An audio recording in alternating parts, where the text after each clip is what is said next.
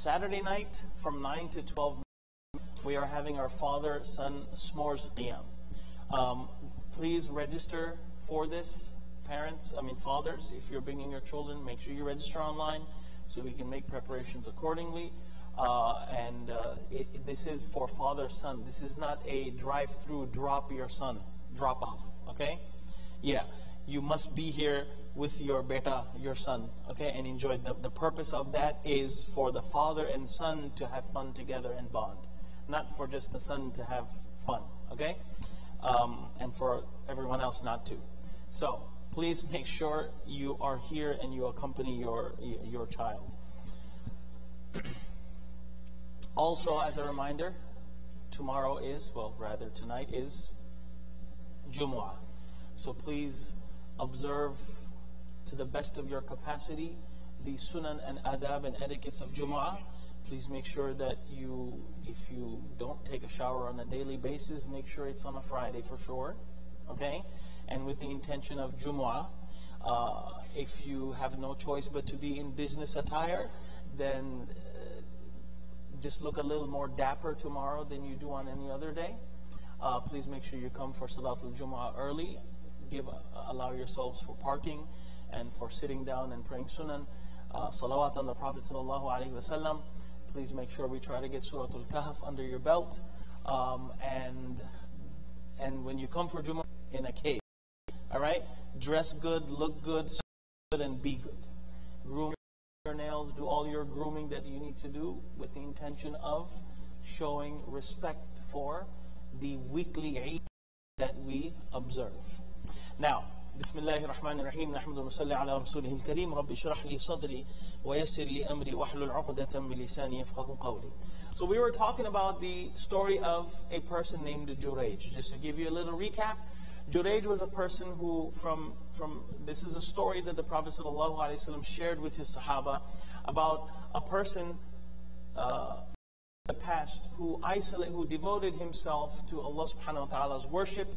He isolated himself in a sawma'a, in a monastery or in a shed. His mother came looking for him due to some urgent matter. One day he called him, but during his prayer he decided to continue with the prayer and did not answer the urgent call of his mom. This happened day 1, day 2, day 2, day 3. The mother got very upset and she basically made a dua. She wished that her son would not die until he comes face to face with the promiscuous woman. Okay? So, on the other side, there was a woman who got involved with a shepherd. The shepherd used to bring around that monastery. Some say one riwayah says that it was her malicious intent to lure and seduce Jurayj, but that did not happen. So she fulfilled someone else's need, and then as a result of that, she carried a baby, and she accused Jurayj of being the perpetrator, or the baby dad. Okay? And then when this news got to the leader, they called for Jurayj. They demolished his monastery. He came and he was questioned that look at what this lady is saying. And he's like, what is she saying? She is saying that this is your child. So now we're continuing from last night. He requests the permission to offer a prayer. He offers prayer. Now imagine the emotional status and the mental status of this person. This person, his whole life, all he wanted to do was mind his own business. He didn't want to mind anyone's business, including his mom, right, at that particular moment. Ya Rabbi, Ummi wa Salati. My mom, my prayer. My mom, my prayer. My mom, my prayer. You know what? My prayer. This was his number one. So he was very devoted. He was very close to Allah subhanahu wa ta'ala. Now imagine, it's not like, hey, you missed Fajr today. No. You got a baby. Okay? So imagine the mental state and the emotional state of this abid of Allah subhanahu wa ta'ala. And he prays, and then after praying, he goes up to this baby. The baby was born. He goes up to the baby. Some riwayat mentioned that he put his hand over the baby's head. And some riwayat that his finger basically poked the baby, right? You know how some things like, whatever, right? But whatever the situation was, he looks at the baby and he puts his finger and he pushes his finger against the abdomen of the baby and he looks the baby in the face and he says, get to the actual wording, Ya ghulam man abuk. Hey kid, who's your dad? Now imagine. Now this either it reflects his desperation, right? That I'm being accused of such a grave sin. They demolished my monastery. Everything is over. Everything is over for him. The only person who can defend him is who? At this point, either it is an act of desperation where he's like, come on, kid, tell these people, who's your dad? Okay? فَلَمَّا انصَرَفَ فَقَالَ فُلَانَ الرَّاعِي. The baby said that shepherd is my father. So Allah subhanahu wa ta'ala allowed the baby to speak in its infancy to protect the honor and dignity of this person. All he used to do was worship Allah subhanahu wa ta'ala. Now this is a display of a, okay? Now Allah subhanahu wa ta'ala used the speech of this child to save and protect this person's. Now as a result of that, فَأَقْبَلُوا عَلَى جُرَيْجٍ يُقَبِّلُونَهُ وَيَتَمَسَّحُونَ بِهِ. Everyone started coming to Jurayj. Oh, we're sorry. They started to embrace him and kiss him, started to touch him. And they said, you know what? نَمْنِي لَكَ صَوْمَعَتَكَ مِنْ ذَهَبٍ. Oh, you know what? We are going to rebuild your monastery out of gold. Gold roof, gold walls, gold door, gold doorknob, all the fixtures gold. Okay? And what did he say? لا أعيدها من طين كما كانت. No need for this. Just put it back how it was. And then he was also asked, by the way, when you were passing by, shackled up, you passed by a group of women, promiscuous women. Why did I let them? He said, because I remembered the dua of my mother. And when I saw them, when we were face to face, I remembered this is what I get. This is what I get for not responding to my mom. And this also displays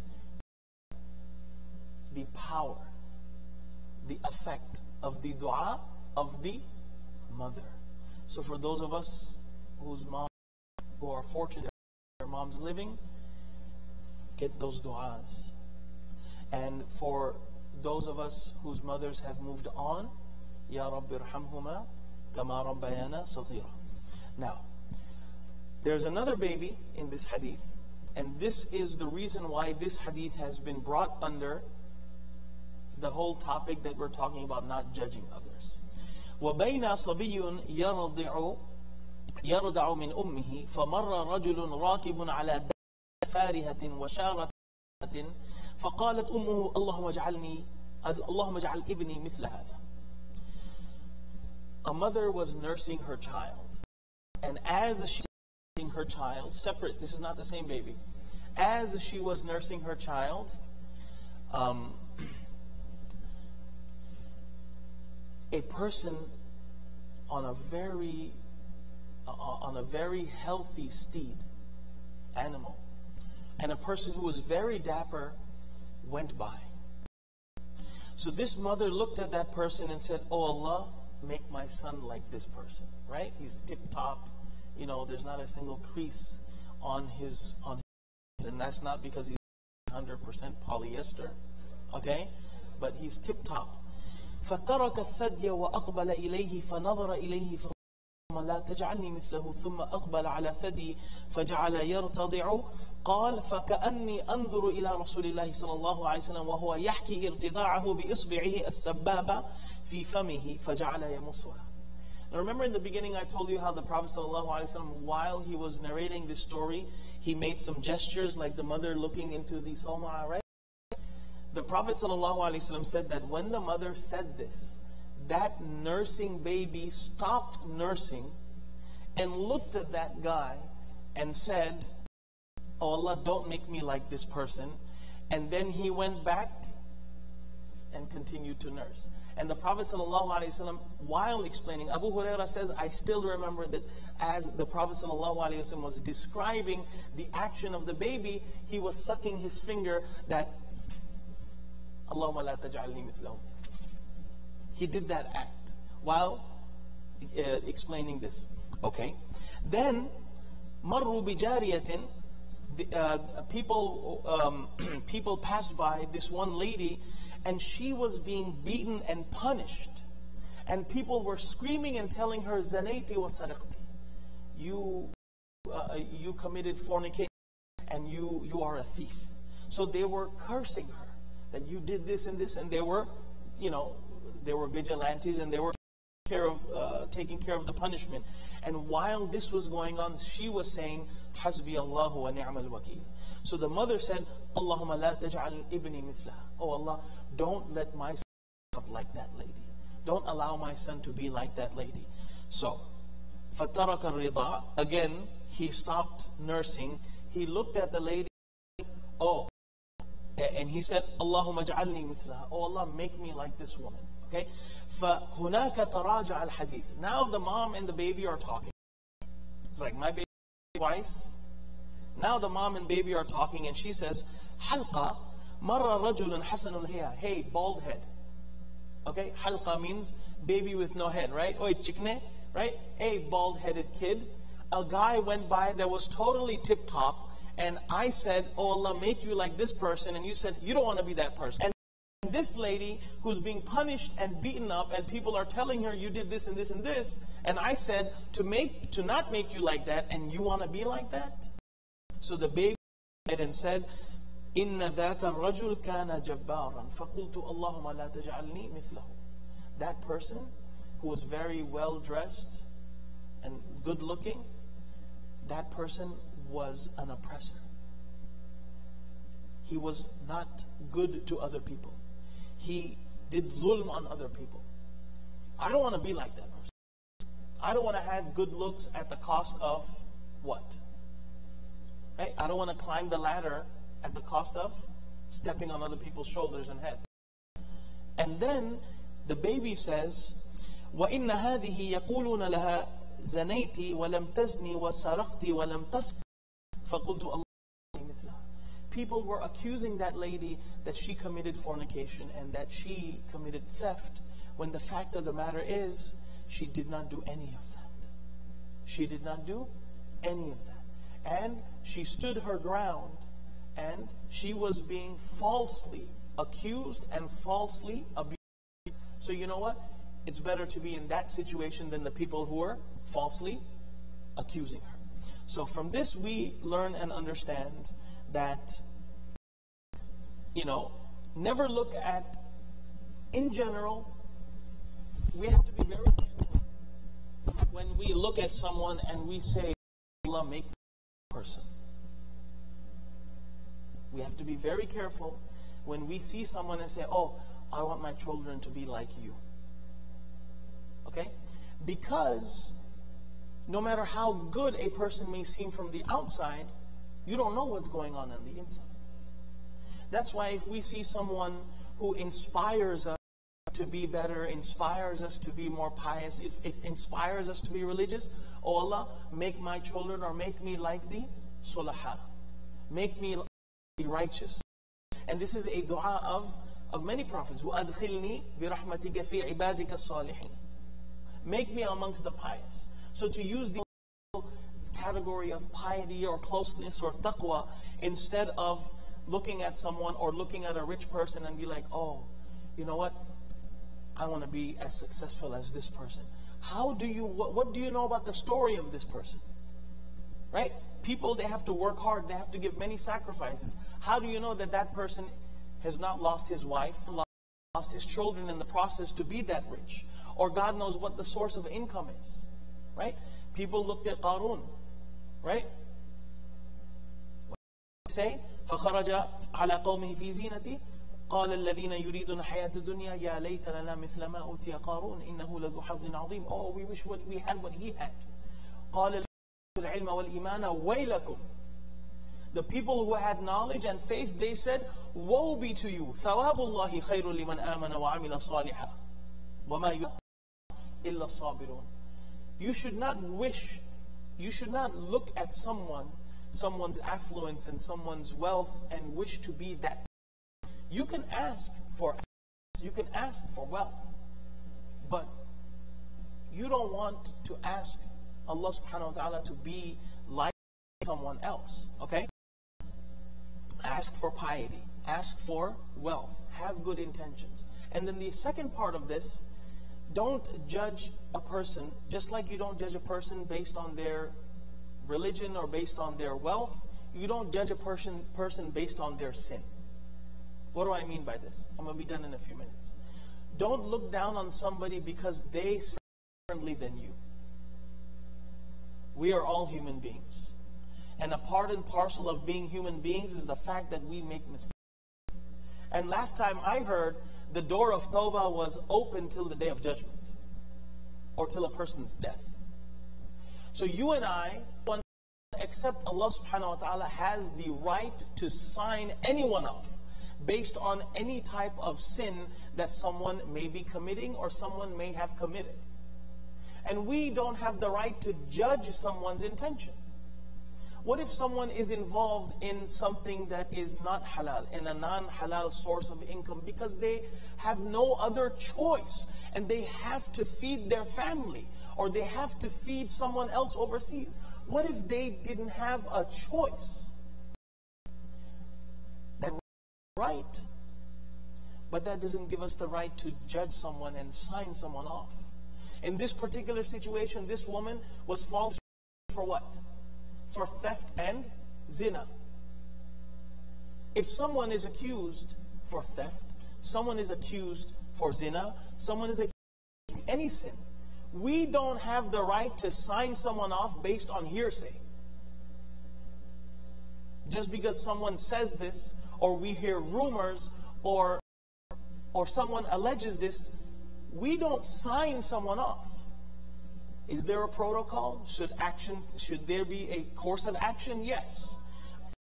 We should not damn someone from the mercy of Allah subhanahu wa ta'ala because someone else or everyone else, like in this situation, was saying that, oh, you and you did this and you did that. We have to be worried about, and we are responsible for ourselves and as an extension of our family. Okay? To get and to fall into hearsay and to sign someone off, or to think that just because someone is coming in, they are no longer worthy of Allah subhanahu wa ta'ala's forgiveness and tawbah, right? That's not the case.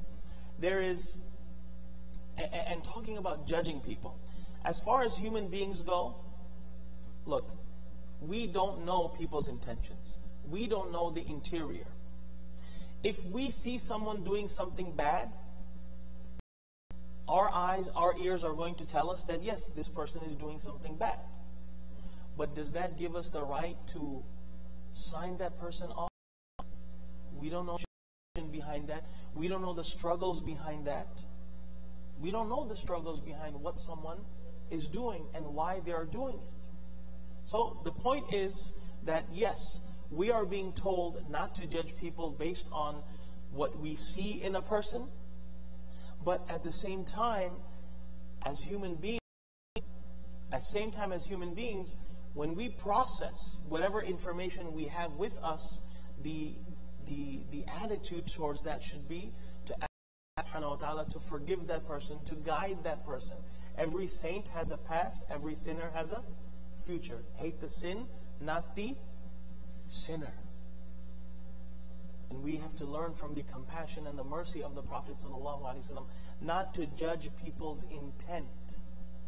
I don't know which sultan it was in the Ottoman Empire, but there was a person who was known every single night to go to this house of a prostitute. And every single evening he would go to a particular distillery. When this person died, no one wanted to pray his janazah.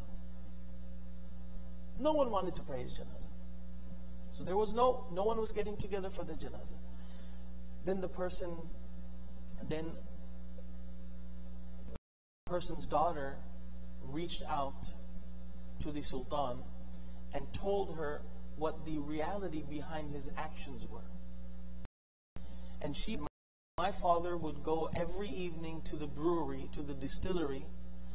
All the money that he made during the day, he would buy all of the alcohol that was brewed on that day from that brewery, and he would spill it out into the gutter so that he couldn't sell it to anyone. And he would go to this woman's house, and he would pay her how much she charged that night. And he would give her that money and say, stay at home. You got your risk, stay at home.